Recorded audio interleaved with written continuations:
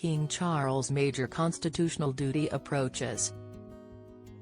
King Charles III will be eager to perform one of his most important constitutional duties in the coming week, despite his ongoing treatment for cancer, as the state opening of Parliament is scheduled to take place in London on July 17,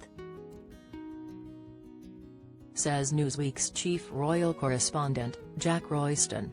Royston told Sky News on Wednesday that the king would not want to miss this important state function. The opening of Parliament will take place after the installation of the new government following Sir Keir Starmer's Labour Party win in this month's general election. As the head of a constitutional monarchy, the United Kingdom government acts in the King's name. However, he holds no political power himself. His functions as head of state include meeting weekly with the Prime Minister to consult, warn, and advise on issues of the day, giving royal assent to new laws, and opening and proroguing Parliament.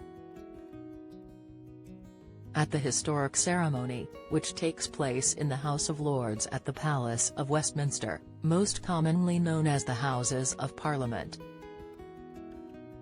Charles will read a speech written for him outlining the policy aims for the coming parliamentary term.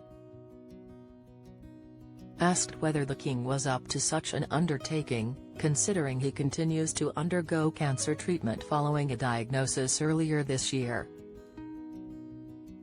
Royston told Sky News anchor Kay Burley that things appear to be positive. "I think the king is well enough," he said. "I'm sure he wouldn't miss it for the world. This is a very important job for the king. It forms part of his constitutional duties, so it would be a big decision to delegate it to Prince William and Charles." Messaging at the moment is still very much that he is in the driving seat. The state opening of Parliament was a duty delegated only once by Queen Elizabeth to Charles during her reign. In 2022, she asked her eldest son to attend in her place, accompanied by William, to read her speech as she experienced what Buckingham Palace called, at the time, episodic mobility problems. Elizabeth died 4 months later, having only appointed her last Prime Minister, Liz Truss, just 2 days earlier. Truss resigned after less than 50 days on the job, and the new King Charles appointed Rishi Sunak as her successor. Following Sunak's defeat at the polls on July 4, the king appointed Sir Keir Starmer to form a new government in his name during a meeting at Buckingham Palace a day later. He met Keir Starmer, and it was very warm between them, Royston said of the meeting.